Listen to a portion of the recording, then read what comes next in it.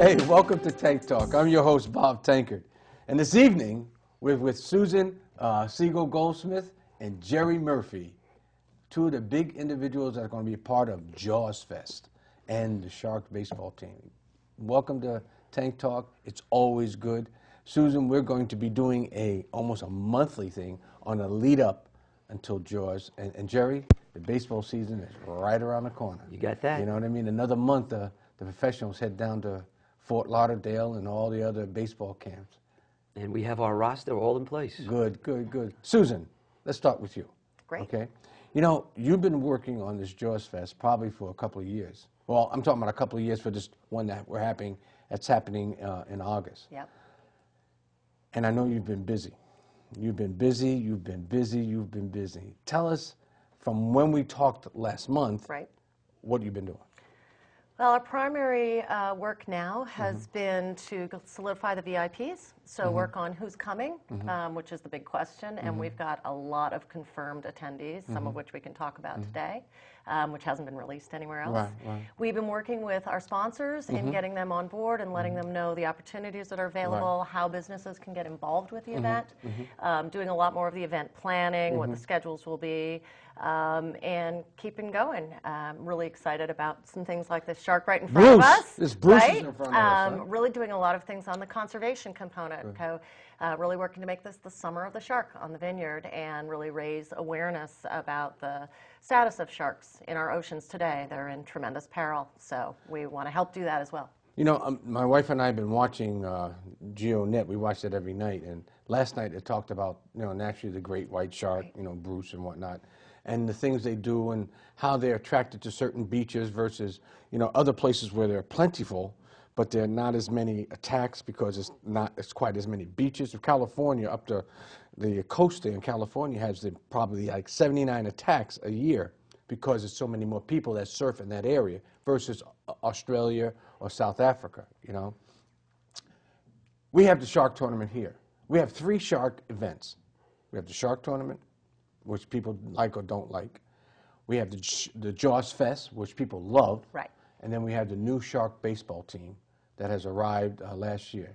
Jerry, we love. how is the shark baseball team going to intertwine with JawsFest? Well, I think the first and foremost is the entertainment value. You know, we're going to combine, and on August 9th, which is the first day of JawsFest, we're going to have a day at the park, Shark in the Park. We'll have entertainment before our baseball game that day. That will be the last.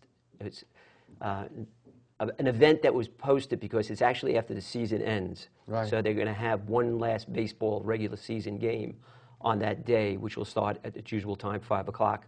But before that, we'll have all sorts of entertainment. One of the things will be a softball game between the families and some of the I won't say old-timers on the island, but the old-timers on the Vineyard. We'll play a softball game. Somehow we'll convert the Vineyard baseball park field to a softball field and make it work. You know, tell me something. How did the Sharks, the baseball team Sharks, get its name? Now, we knew that Jaws and the Shark tournament and everything, but how did it come up? I believe, if I'm not mistaken, you had a suggestion. Right, we had a contest. We had a contest. We went out to the community, actually to everybody who had access to the internet, and asked them to come in with names, you know, suggested names. And of course, the theme of Jaws was prevalent throughout the whole process. It was all different things. So we decided, and it was just kind of a natural fit to use the term Sharks as our baseball team. And I think it's worked out great because I've had people come from the high school and say to me, you know, why don't they change the name from the Vineyarders to the Sharks? And I said, no, it doesn't matter to us. I mean, I think it would be a great fit. That's a whole nother story, and another place and another time. You know what, Susan, you got some big announcements. I do. And you know one thing, it's always good to bring to the show every time something new so that it sort of engulfs the people and enlightens them and to make them feel good about leading up to August. Right, and that's part of what we want to do. I want to just touch on the shark conservation component for a moment because this is a really important element for us. When Peter Benchley wrote the book, one thing that he didn't realize was the impact that the book would have on shark populations. Right. And it was pretty catastrophic. Right. Shark populations are down 90% Wow. in the last 40 years. Amazing. And great whites particularly are what we call an apex predator. They have no other predator. So there's nobody that eats a great white. They're the top of the food chain. An apex predator doesn't produce as many offspring. Nature already took care of that for us. So when you, and they breed much, much later in life. So when you kill a great white shark, you could be killing 15 well, years. you really make huge damage in the population. And this is what's happening globally now. So we're working with shark savers. We're not supportive of shark kill tournaments. Right, right. They're converting a lot of these shark tournaments now to catch and release. It's really hard to do. They put cameras in the boats. It changes the tournament completely. But you know, we're supportive of sharks. This is a tribute to the late greats. Right. Bruce is one of our late greats, Right. and we want to see wonderful creatures like this around, you know, generations from now. And so that's just one of the elements I just want to be sure to touch on. Let me ask you a as we question talk. on that, because, like I said, my wife and I last night were watching the shark tournament, and then they said when you start seeing seals Yeah. up on the beach, for not any go swimming. person, you know, or in the water around the area, they're saying for all surfers or people that use bodyboards or whatever it is, it's an indication that behind them seals are sharks. You know what I mean?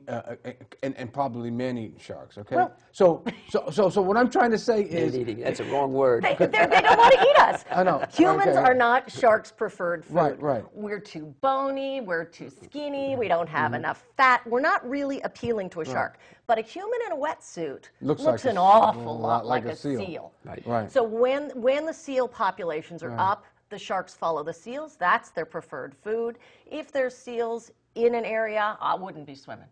yeah, and the people do. It's a mistake. It's They a mistake. generally bite us and spit us out. Problem is they can do a lot of damage in one bite. Well, you know one thing on the Yes, I program, don't wanna be the receiver. you know, we don't want to Their talk biters about are that, pretty but on the big. program it showed the same thing. They had two gentlemen. Yeah. One gentleman walked up the beach and saw a seal on the beach, and he said, that's unusual. And then before he went into the water, he saw another seal hustle into the beach. Now that should have given a person an indication, don't go in the water. But like all of us humans, I think that we're invincible. He goes into the water and naturally he gets bit. But the shark let him go, like you said. Yeah, it they didn't spit want him to out. eat him. Right. It just let him go, and then, you know, it did some damage to his leg, naturally, his teeth, but he let him go. You know what I mean? When Jaws came here, back in the 70s when it was first filmed here, as you probably know, and you know, there was difficulties in trying to make this thing happen. Yeah, difficulties. The movie was originally projected to be here for 2.5 to 3 months. They were here for 7 months. The original budget was for $1.5 million. They were a little over $3 million. They pretty much expected throughout the filming to be called in, you know, and just said, that's it, we're not doing this. This was not scheduled to be an A movie. It was really a B movie production. And Bruce, the mechanical shark, there were 3 versions of Bruce. There was a right Bruce, a left Bruce, and a sled Bruce. Oh, yeah. And they built this amazing piece in Hollywood, and they tested it in like some of the small areas, but they didn't test it in ocean water. They shipped it out. The script wasn't complete. The casting wasn't done. The screenwriting was still being edited, and the shark had never been tested in salt water. Right.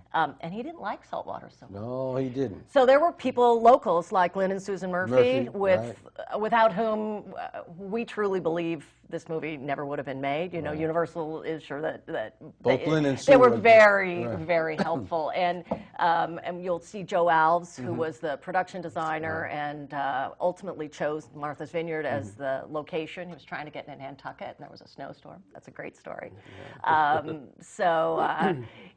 He was But Jaws integral. fit Yeah. the Vineyard.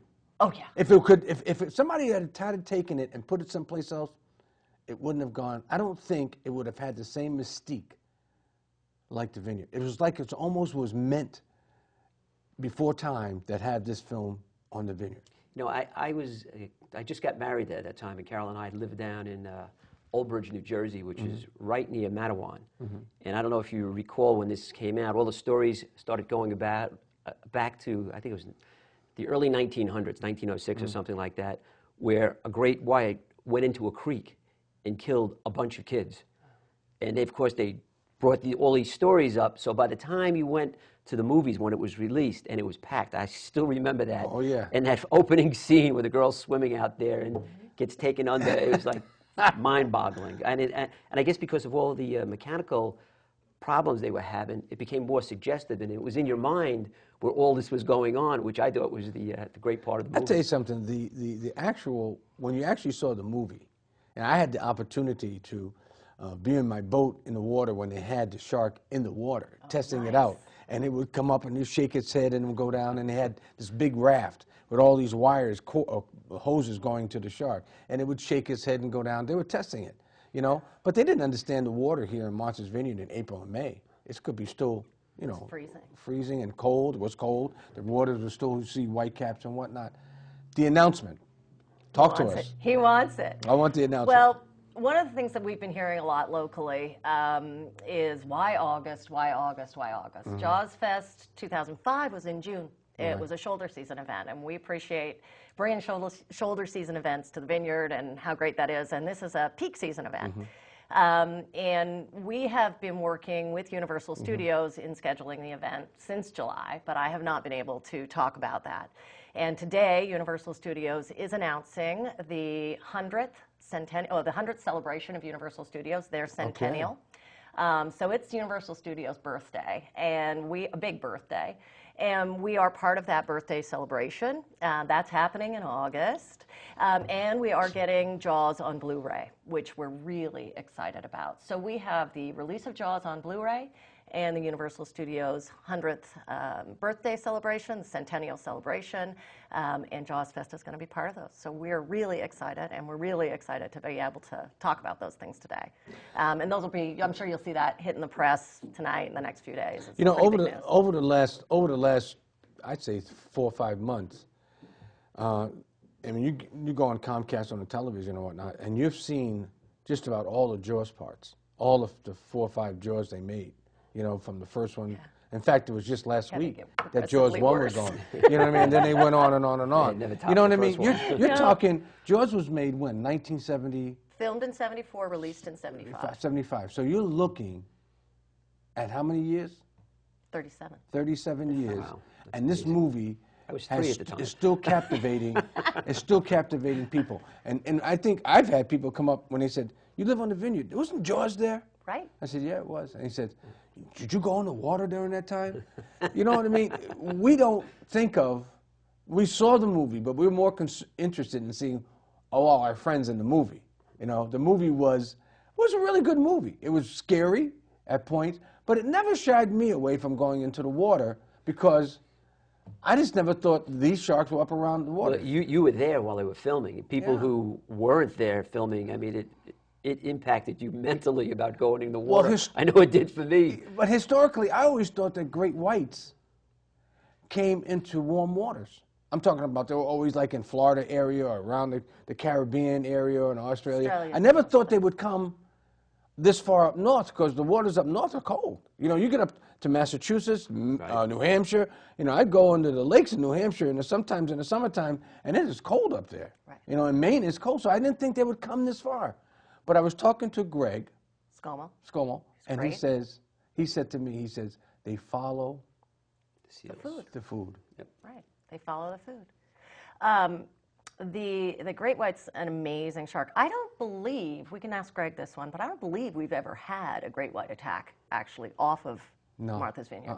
So, except in the movie. Right. So, you know, really the odds of getting bitten or attacked by a shark are tremendously low, really, really, really low. But of course they make the news, and they make the news every time, largely because of Jaws. Jaws is the #2 all-time horror movie, next to Psycho. So, you know, people love this fear. Peter Benchley writes about it in his one of his books, this visceral fear that people have of sharks and dinosaurs, you know, sort of these big, incredible animals with these huge teeth. You know, we love to be scared. There's something in us that loves that fear, and but the reality of it is you know, the odds of it actually ever happening and the odds of it ever actually funny that you happening here mentioned are Psycho. great. That was the first movie my brother brought me to when I was a little kid. But you got to realize, Jaws brought it close to home. We're on an island. Yeah. We have fish. We know that many of us caught sand sharks before. Yeah. So we know that there's, and then we know that people eat, what they call that shark. It's one of the sharks, mako. Yeah. So we know that mako has been caught offshore. Oh, So we tiger know that shark. there's sharks around, but we just never thought of this being part of our environment this close. Shark savers. Shark savers. Well, one of the things we really want to do is help people understand that sharks are predators. They're not human predators. We are not in their food chain. That's true. Seals are. That's true. Seals are. We are not a natural food product, but we're going into their environment and behaving like their food. So that's the one thing that we need to be aware of. There are some really fascinating people that are going to be sharing stories through some video footage and some educational programs that Shark Savers does. There's a woman that I was speaking with. They do dive counting, and they go down and they count all the different kinds of sharks to try to get an idea of how many sharks there are and what types of sharks there are in our oceans here and around the world, so they can understand what's happening in the shark populations. I was hearing a story from a conservation biologist that I spoke with last week about this woman that's diving with great whites, and they go down. They started in a cage, and they'd go down, and one day the diver would go down in the cage, and the sharks would swim around the cage and check it out. And then the next time they'd go down, and they'd go down in the cage with the cage door unlocked but closed. Then they went down in the cage with the cage door open. And the same shark. And so they're desensitizing the sharks to us being in their environment, and they would be curious. And now this same diver goes down and literally will be in the water with the great whites. The great whites will circle and recognize that diver, not touch him. They're not interested. You know, last night, like I said, I was watching this program, and all of the footage that was taken, they were taken in two places. One was taken from a distance. It could have been in the cage and didn't have to be. The other person was taking footage and was out there, and the shark would go right by them. And at one point, they reached out and grabbed the dorsal fin and touched it on the head as it went by. The narrator of the program was saying, going back to Susan, what you were saying, that when a person is in a wetsuit on a paddleboard or something, it looks like a seal. But like you said, or that they look at humans, if they attack, it's like you are in their feeding ground. You're trying to take their food away. You know, and that's why a lot of times they spit you out. And you know what I mean? And then you go on, but it's not like they want you. You know what I mean? Especially if they bite into you and bite into the board. That's not like biting into the seal or biting into a walrus or some other. I mean, it's different, and they kick it. You know, they've done the damage, but they kick you out. So, in a sense, you're right. They're not really. They're not striving to do us. We're not strong swimmers like a seal, so we kick and splash like a seal. They hear the motion, and you know, again, most divers that are out there are in a wetsuit, so they see this. Their eyesight's not fabulous, so they see what looks like a weak or injured seal, right, and say, "Oh, easy prey," but we're not very tasty. We're bony. You know, the Sharks. The Sharks baseball team is doing some connection with JawsFest. Okay, Jerry. When is the first? When's our first game this season?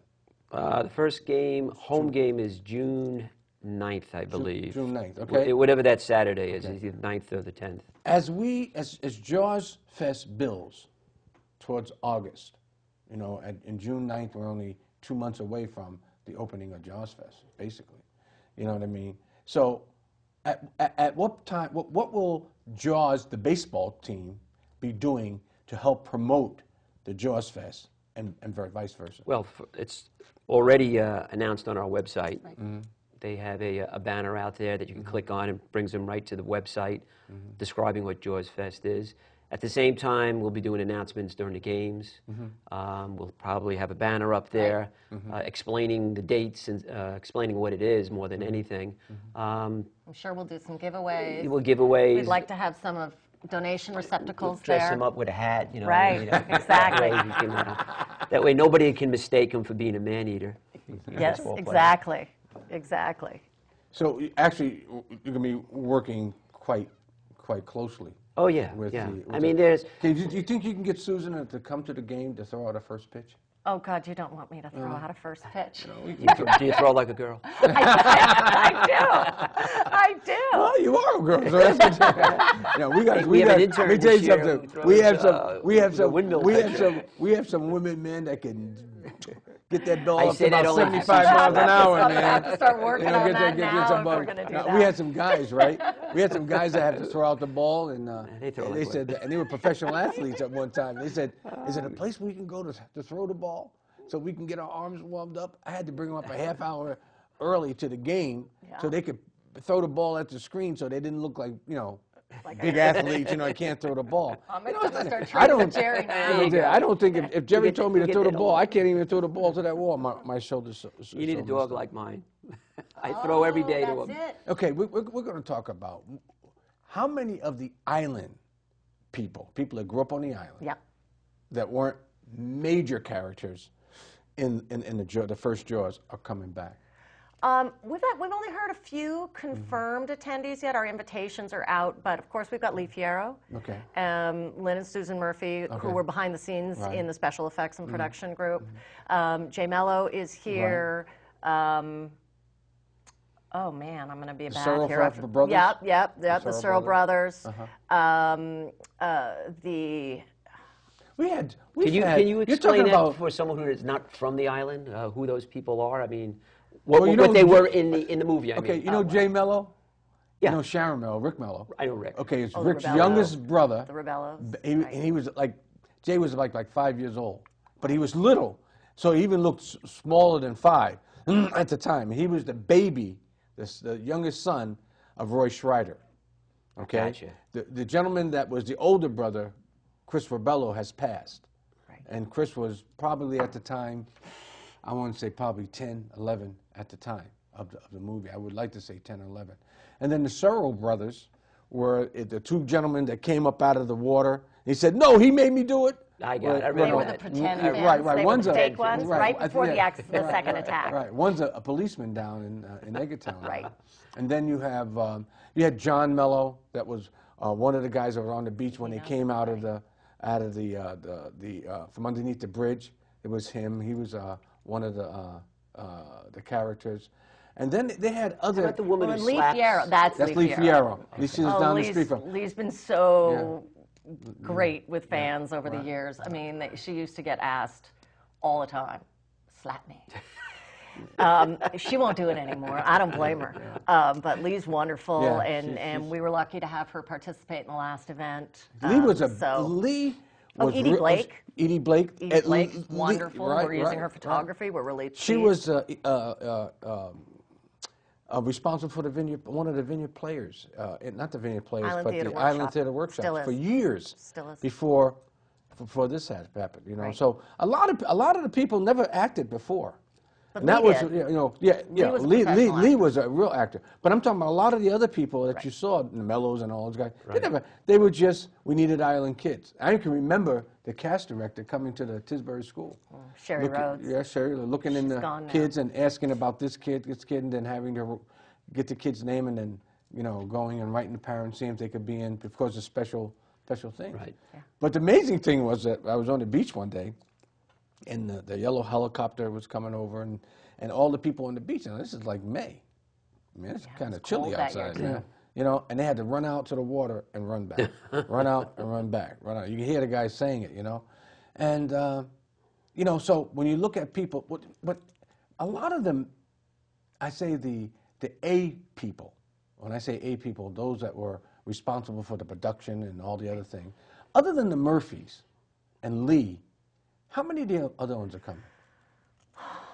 From The local, we haven't been pushing our locals too hard yet because they're here, and I figure I can coerce them into coming. So we've really been focusing on our off-island VIPs. The cast of the movie itself was fairly small. So, you know, you had Roy Scheider, who's passed, Robert Shaw, who has passed, Richard Dreyfuss, who we're stalking and in communication with. He hasn't given me a yes or a no yet, so that's great. Richard Zanuck, who was one of the producers, Zanuck and Brown. Sadly, Richard Zanuck is going to be filming out of the country at that point in time. We did hear back from him, but he's the only official no we've gotten so far of the invites we've had out.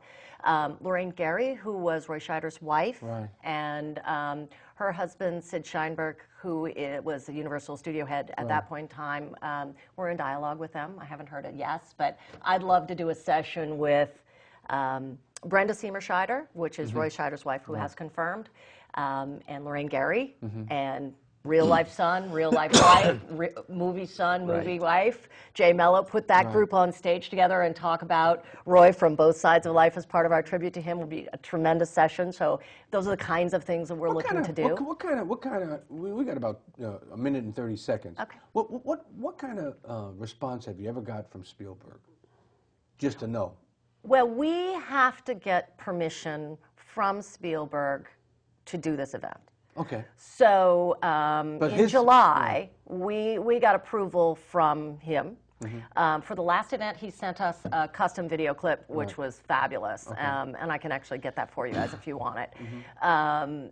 It was wonderful, and he knows we're doing this, and it's their 100th birthday, and we're sincerely hoping we can get him here. You think, you know, he was over in England not too long ago. Girl's got a dream. You know, well, yeah, you have to. You know, you got guys like Richard. Richard is probably, Jeffrey definitely will be here, Jeffrey Kramer. Yeah, Jeffrey hasn't sent me his RSVP yet. He'll probably be here. He should be here. Oh, he'll be here.